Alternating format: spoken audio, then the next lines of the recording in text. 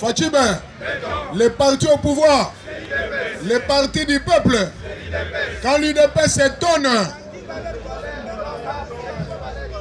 Maboko Pona Binomogo, chers combattants, soyez les bienvenus à la grande rencontre à Pogwalelo. UDP c'est vivant. Ah, toi, Gatobe, t'en es politique, chers combattants. C'est l'université politique. L'opinion dans la rue, mais la politique dans les officines politiques. C'est ça, bon côté? Bon, mon nana, tu me sani déjà à côté les magas. Maintenant, moi, Mikolo, Parlement de Bois, vous avez une forme ôtée. Il est pas vivant. Tolobe la Kiango, Mamisou Bazana, moi, la Kine, il y a à comprendre. Mais ils finiront par comprendre d'ici peu. Il est pas vivant. Parce qu'un lot important, il y a des combattants, il y a des boulot. Alors, Bao Barotikala, Nabiso Tobanozala, sur place, il faut tout sauter. Maboko pona bino morocha combat. Toki na actualité, Madame Bintou Keïta. Madame Bintou Keïta, Azana Goma. Boyebi que Aza représentante et secrétaire général des Nations Unies à la MONUSCO. Il est passé vivant. Bintou Keïta a commis na Goma. A commis na Goma. Ba annoncé que faut écouter na paix. Na Corneille. Chaque combattant photo que n'a un rythme à l'actualité. Parce que Toyoki Kuna dans les États-Unis d'Amérique, États-Unis a interpellé Rwanda pour la dernière fois. Alors, les États-Unis a signé dans RDC. Mikanda, Rwanda a retiré déjà les troupes dans Lomba. Yango Bomoni, Kagama Sagi na retard. Yango Bomoni na babis Sezakoya, Bazoko évacuer les militaires. Et ça que comme sikoyo à ciel ouvert, mutu nyonso azokomona ke ba militaire rwandais bazokobi. Il a pas vivant. Rwanda tout la mois siasa. Yango na Bintou Keïta, il faut kutana na Corneille Nangaa. Corneille Nangaa zana lakina ko comprendre la politique. Papa Tshisekedi alobaka si on ne comprend pas la politique, on peut la comprendre à travers les signes du. Corneille Nangaa ne connaît rien en matière de signes du temps. Bintou Keïta il faut que yaya yo basimbisaki yoka akombo ya pa mukolo ba militaire yo wana zo retirer ba milana yo bongamaka yeba que tu as été déjà condamné à mort. Il est pas vivant. Na Congo peine de mort est comme réel. So ba condamné à mourir. Tu ne feras même pas un mois. Il est pas vivant. Tu seras expédié devant les boulevards des arts. Voilà. Yangwana Bintou Keïta a mis message et paille ya Corneille Nangaa. Ayebi saye ke aba militaire wande bazoko kende. Yo pe bongisa ka bisika yo koke. Okotika la terre na Christopher Hippolyte kana. Maboko pona bino moko chers combattants d'élite.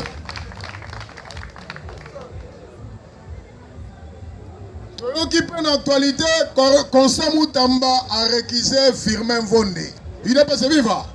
Au monde bino on a kansake parquet aza likolo mais balobaka eza contrat judiciaire eza bongote yo obimisi ba soupçon oyo ki makelele olobi ote nalandela konsamuta mais biso na parlement de Bubuda tolobela yango banda kala ide pese viva depuis histoire mboka oyo nanu tomona ministre de justice en fonction. Parce qu'on poursuivre na procureur était. Mais procureur à la PG à OMP, officier du ministère puis il a pas vivre. Mais Moutou a supérieur naïe administrativement. Et ça ministre de la justice. Et ça il pouvait sursoir ministre longwa ministre né mais ministre en fonction. Moukonsinayo. Il n'a pas vivre. Ce sont des choses qui fâchent les esprits des Congolais. Il n'a pas vivre. Président Félix Azaki clair, il était en avance. Alobaki boyeba nenge bozalaka. Bisika botambolaka. Bisika bobetaka masolo. Boyeba ke tosi do komi na état de. Soyeba bengisi yo okende. Eza bongo te. Soyeba kangi yo nga président de la République na kokota. Chers combattants, les choses sont claires. Quand la loi est claire, on ne l'interprète pas. Elle s'interprète elle-même. Comme ça, Moutamba a sali une déclaration, a monique PG, il y a cassation, à comprendre de l'autre côté. A Bengisi Moutou, a verbalisé à son monde et l'autre côté. A baigné Simbalami Balé et l'autre côté. Conseil Moutamba Bia Oyo et ça acharnement. Et ça bon côté. Alors, et ça, le ministère public a ça comme moko. Et ça bon côté. Où est ça ba organe? Mais et ça a quelque comment? Ah, y'a moi en atte. Si go yo, et ça a yo tende moutoko go verbaliser Conseil Moutamba. Quand on décèle parti pris. Bah déceler que au sein de moi penchant. Il ne peut se vivre. Alors, à sa libre, il y a qu'à récuser. Il ne peut se vivre. Et puis, pour la réaction, il y a confirmé Vondé. Alors, il aurait fallu continuer dans la sérénité, plutôt que récuser procureur général. Il ne peut se vivre. Est-ce que Conseil Moutamba Salimabe? A Salimabe, t'es cher combattant. Conseil Moutamba, biso tombela qui est mbondo awa. Et d'abord, Conseil Moutamba, c'est le réparateur de notre justice. Mouto a concevoir ma canisi, il y a justice na biso et élever mboka na biso. Et d'abord, mais Conseil Moutamba, sur terrain, a pion au président, a tchema canisi, n'est mobuto a banane au tchema canisi na ba béret rouge, na ba béret vert. Et d'abord, jeune Wana, a très élégant, a bon chic, bon genre. A le col parlementaire debout, il y a Terebou. Gentleman, président de la République, il y a gentleman. Il n'y a pas ça, Bissonio surtout, tout ça, gentleman. Gentleman, il ne peut se vivre. Il y a un homme qui a talabia, il a mal intentionné. Je te récuse. Naza libre, justice, à ta procureur Moussoussou, à Benisanga, Tosamba, pour vérité éclater. C'est bon côté. Oh, la justice, c'est pour que la vérité éclate. Nabendagila, vérité, ministre de la Finance, à la Kisamikanda, oh, il y a signé Mongabi, il ne peut se vivre. Mongangope, Kenagiwa, et Salim Moussalato, ce sont là les questions qu'il faut se demander. Le professeur Kalongombika, il nous disait toujours le quid de Bétour. C'est pourquoi l'argent était sorti. Et d'abord, voilà. En tout cas, je vais reprendre le chef combattant de l'idée.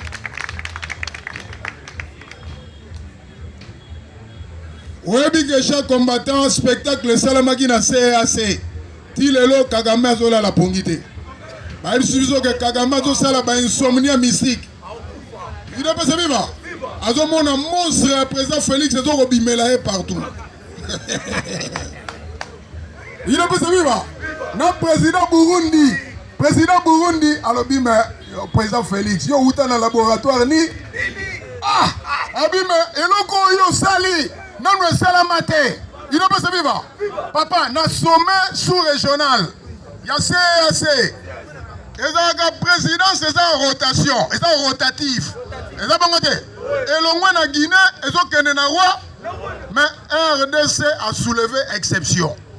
Exception non à dimpleti contre tous. Il ne peut se vivre. Ah, mais vous mettez l'ingénieur à côté, cher combattant. Il ne peut se vivre. Abeti le kono, pays nous surtout à CAC, bandimi. Babige note RDC, bakolo malo. Bango bana raison, yo Kagame, oko ma sous-président CACT. Yo bongamba kande na bavalise, yo ok na boulevard des Arts. Yo kolongwa sous kunate, sous kozonga na CAC. Il ne peut se vivre. Donc, page à Paul Kagame, ça déjà tout. Tournez, chers combattants, depuis que le président Félix est arrivé, Matsolo ya Kala ya Kagame, Mousseveni et Cécilie. Toujours Canabien, chers combattants, il ne s'agit pas de rêver. James Kabarebe, c'est l'oncle propre de Jodovka. Christopher Hippolyte Kanambe. Chers combattants, les catholiques ne sont pas notés.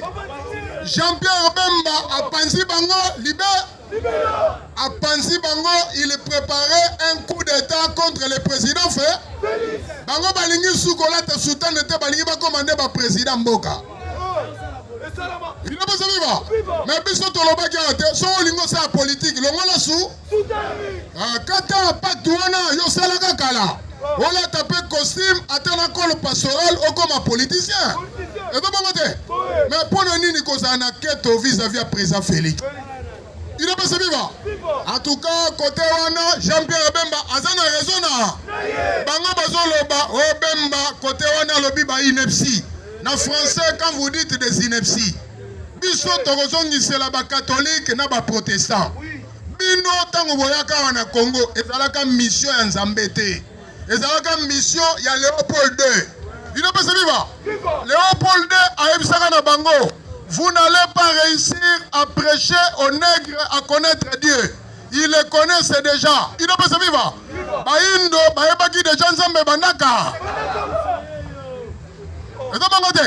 Le premier prophète sur le plan africain, c'est Simon Kimbangu.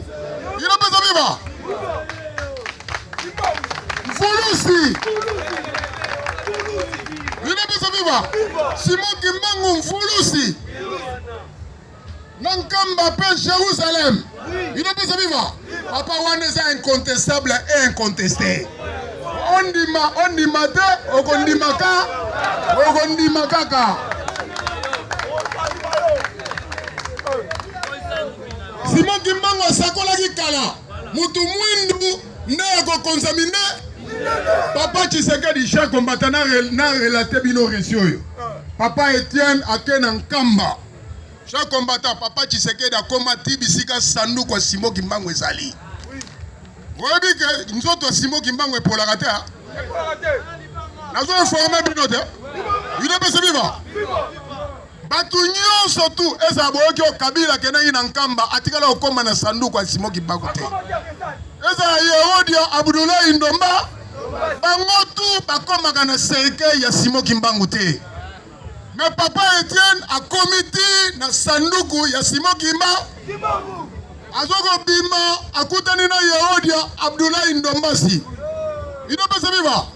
Père son âme, Massadaya, que son âme se repose en terre. En désordre. Il ne peut se vivre. Yehodia Atalaboye. Papa Etienne Azoko bima bisika bakundaki Papa Simon Kimbangu. Abime yo zamu pepe. Il ne peut se vivre. Abenga Papa Etienne azamu pepe. Est-ce que bakanga mu pepe? Bakanga mu pepe te.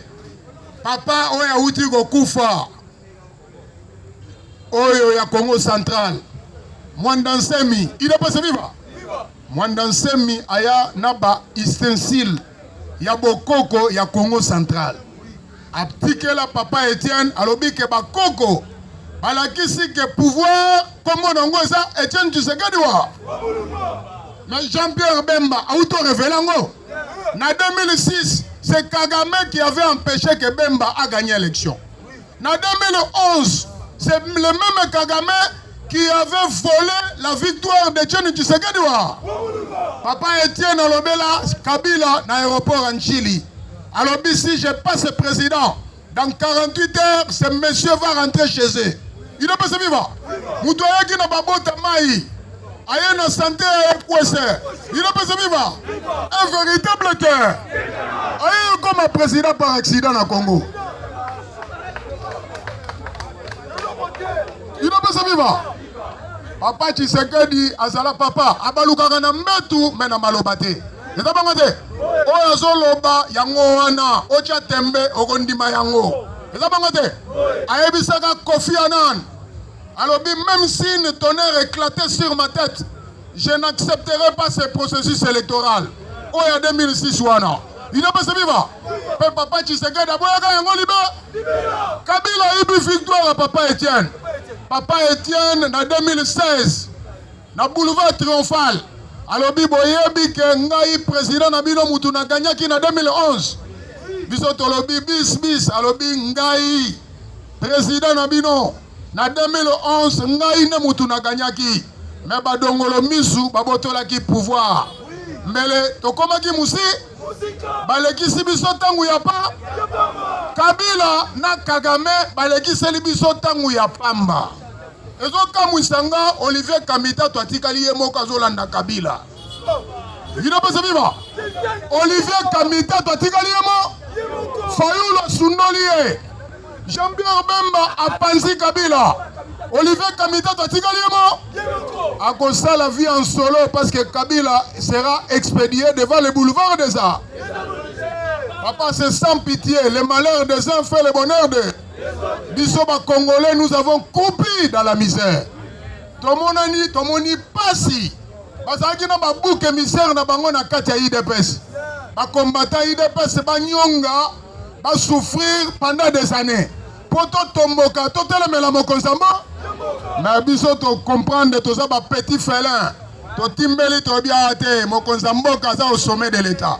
C'est ça bangote. Biso photo to sa mokonzamba. C'est le frère aîné de l'UDPS. Et donc, nous devons défendre la couleur à l'UDPS au sommet de... Nous salamate président Félix a cartonné l'icolo na l'icolo. Na diplomatie, tout ça l'icolo. Et donc, na armée, tout comme l'icolo. Na éducation, tout comme l'icolo. 145 territoires, tout comme l'icolo. Bapon, chers combattants, na peu de temps. Vous voyez qui l'ont quitté? États-Unis ont militaire au nom de Bakoma Awate. Chers combattants, est-ce que Bobo Sani, US Navy est nowhere et ça na pointe noire. 2500 Marines bazara kuna bakotaka ao. 1750 infanterie belge bazar. Il est pas vivant. Ba extincteur bakendaka na Gabon. Ba anti-terror bazaki na est. Il est pas vivant. Siko bazotinda 5000 hommes. Et dans les Panangouba, est-ce que Corneille n'a pas osé? Kagame a osé. Yoka James Kabarebe et l'autre Ebisaka Kagame na Museveni. Alors, vous deux, vous avez commis une grosse bêtise. Vous aviez pensé qu'en léguant le pouvoir à Félix, nous les Tutsis, nous allions revenir au pouvoir en 2023. Eh bien, c'est déjà trop tard. Il n'a pas se vivre. Alors, ce garçon-là, tel que je le connais, il risque de nous exterminer, nous les Tutsis. Il n'a pas se vivre. Alors, c'est déjà devenu un rêve de quelqu'un qui ne parle pas. Il n'a pas se vivre. Notre là-bas, Togozonga Lissous na Congote. Au jour le jour que ce garçon-là se réveille, il gonfle comme un pinet d'air. Plus moyen de l'arrêter. Il n'a pas se vivre. Voilà James Kabaré. Papa, président Félix est très félin. Lentement mais sûrement. Herman Cohen a lobby, lui, il a la méthodologie d'une tortue. Lorsqu'il frappe, il surprend tout le monde.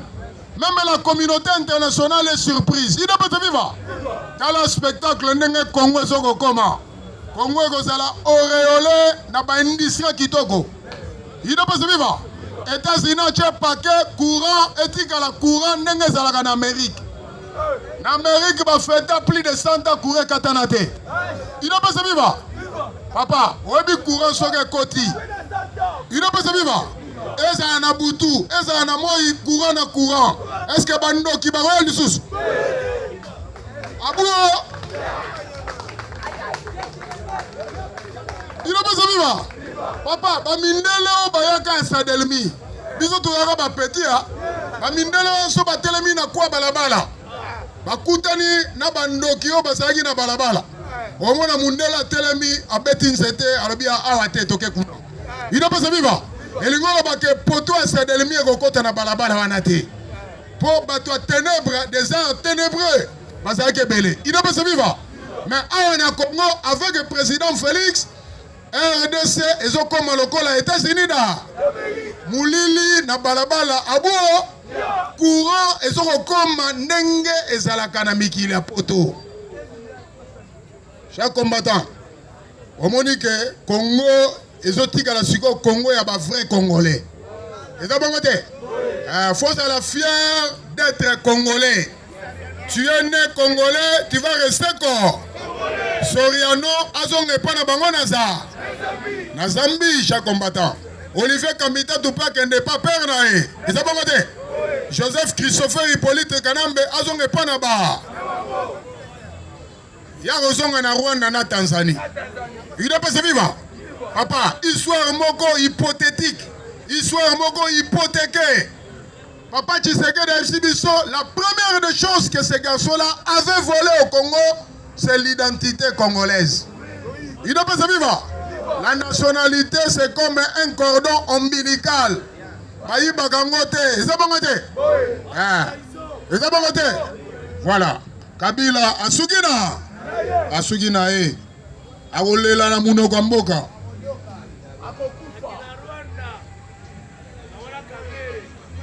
Je réponds à Maloba Jean-Pierre Bemba. Il n'est pas vivant. Mais quand vous répondez, Maloba qui se sent piqué connaît là.